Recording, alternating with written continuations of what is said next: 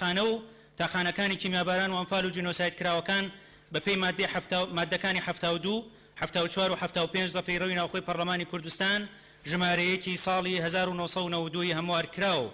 سێم گفتوگۆکردن لەسەر پرۆژە یاسای ڕێکخستن و چاندن و گواستنەوەی ئەندامەکانی جەستەی مرۆڤ بەپێی مادەکانی 72 74 75 لە پەیڕەوی ناوخۆی پەرلەمانی کوردستان ژمارەیەکی ساڵی 1992 هەموار کراو.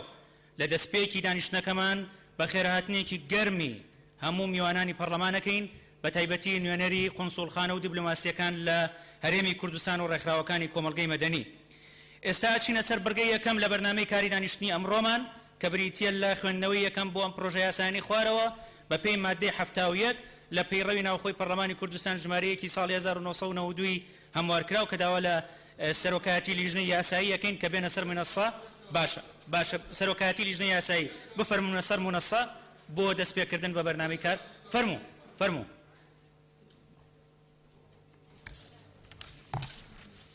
بەڕێز سەرۆکی پەرلەمان، بەڕێزان ئەندامانی پەرلەمان، بەداخەوە ئەوەی ئێستا ڕوودەدات لە پەرلەمان لەسەر یاسای هەمواری سەرۆکایەتی هەرێمی کوردستان لە نێوان هێز و لایەنە باڵەدەستەکاندا